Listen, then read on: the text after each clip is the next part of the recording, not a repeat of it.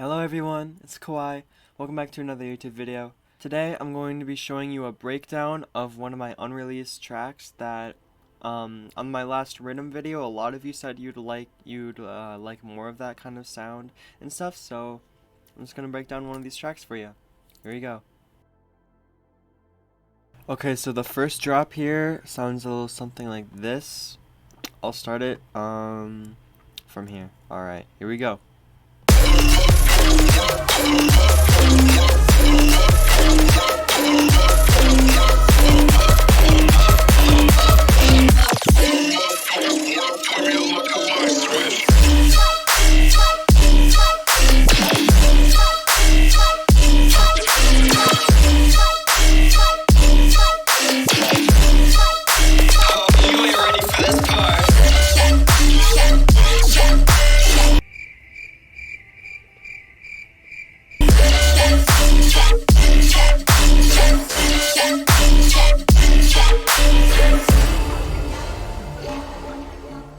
And that was pretty sick, right?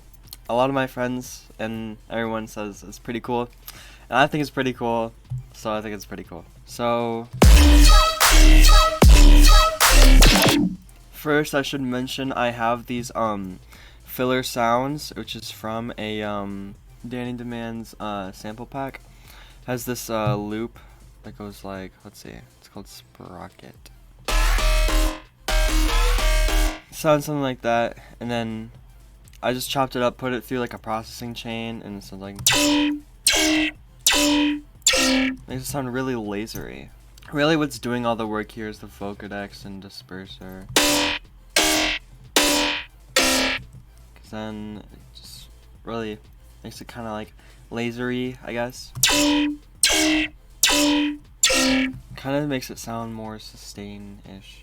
Then on the second part here,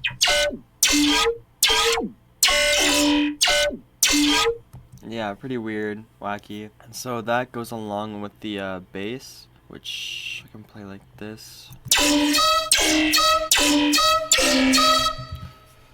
Pretty basic for the main bass here, because without the stuff it just sounds like,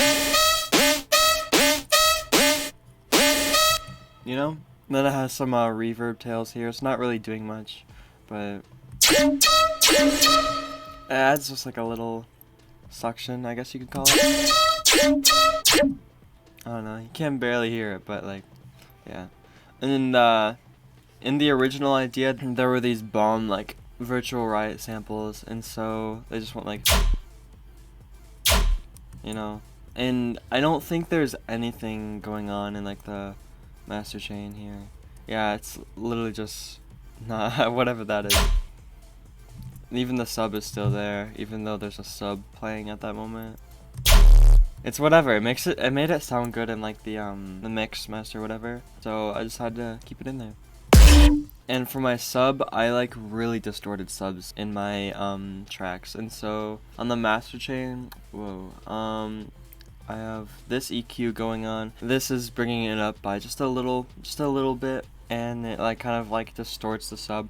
My friends told me that there's a way to do that with like limiting the sub or whatever, but like honestly I don't really know how to do that, and I like this, so I'm just doing it like this for now, and I have a little pitch bend, whatever. And for the background noises, I just have some pretty basic stuff. Those are both Danny Demand sounds I use as well in my tracks. And then I have, for the pre-drop vocal, I have this vocal that says, it says, all these motherfuckers wanna play me like a light switch. And that's actually someone you might know. Let's pitch it back up. Take it off. Other motherfuckers wanna play me like a light switch. Yeah. So basically, I did not know what to do for a pre-drop vocal. So if you can't find one, make your own. So I went, all these motherfuckers wanna play me like a light switch, cause I don't even know what I was saying. It just sounded cool. So that's what I decided to go with. And so that's what I got.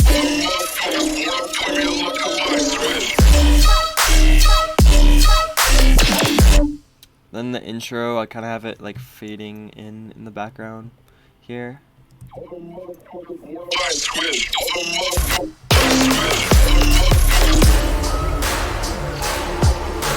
It's like barely audible. And then I have the these bass sounds like going throughout the part.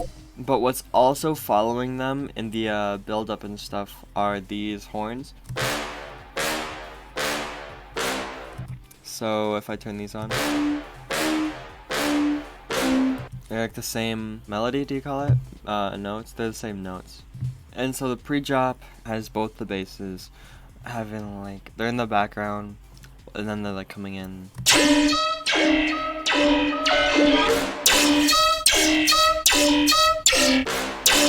And then as you can hear, the horns are still playing through.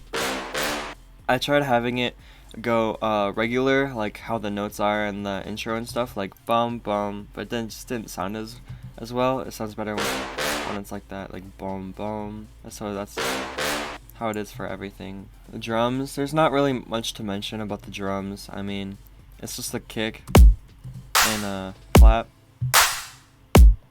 and a little there's a couple snare fills here and there. There's crashes, there's hi-hats.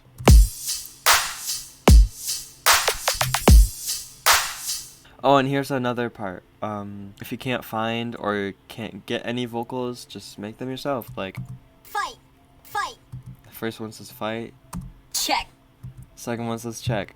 These are actually from a sample pack I'm making right now.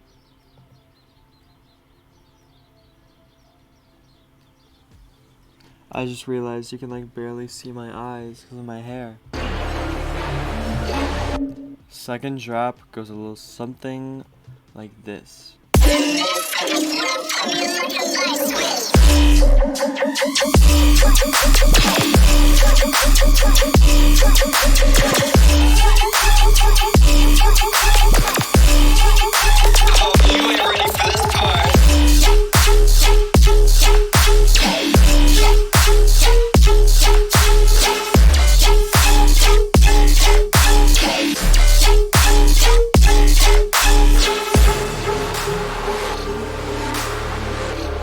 So, the pre-drop vocal in here is the same one, except like there's two, and one's getting pitched up, one's getting pitched down, kind of.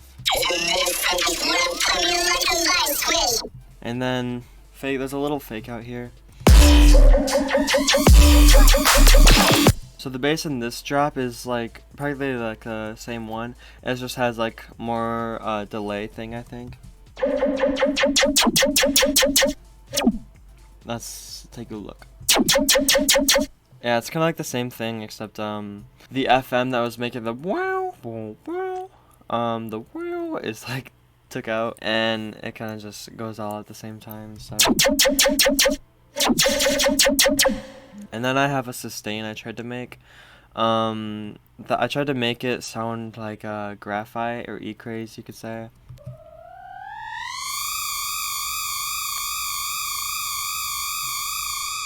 You know, very basic. I'll have this one in my sample pack if you want to use it. I'm not going to open it. I'll show you a screenshot. That's right. That's right. I'm kidding. I forgot to mention I have this sound playing ever so often.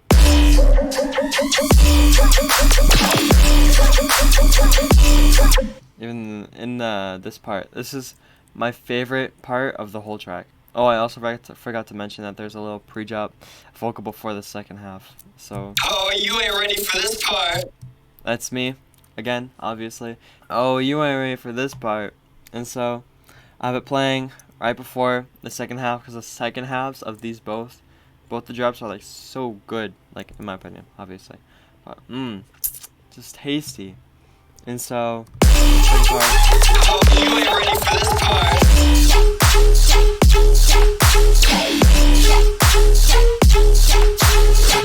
I don't know how I got the sound to like sound so clean, but I was like, whoa. So, I mean, it sounds kind of like more metallic when you solo it, but when in the full song, it kind of sounds like really clean. And then I have it reversed here. I like I sampled it. Then it just keeps going like 4/4. I think it is. And then it goes up one, a couple notes, just to make a little bit of variation at least.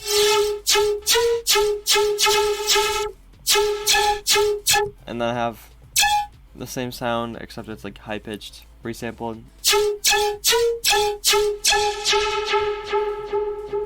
Yeah, and I thought that was pretty cool. And then I don't have the brow following through both these drops. Like the other half of it is like took out. So it's only the one note, which I think is D. Yeah, because it's D sharp. And then it's brought down to D to just play through the entire thing. Yeah, so then in the second part it goes like that as well. And I kind of wanted to keep this sound, how it goes like. So I removed like a little bit of it, and then I resampled all of it so I could shrink it down. Shrink it down as in like volume. I mean, I think it fits pretty well. It doesn't like overpower it or anything.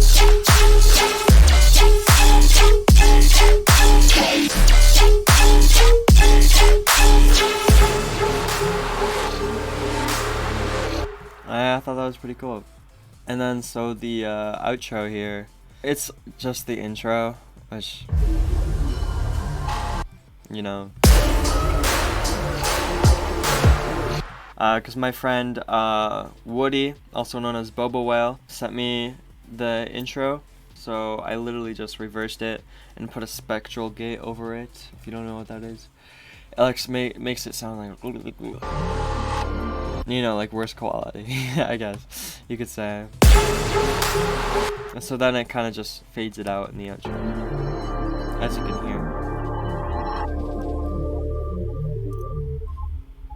The drums, basically the exact same.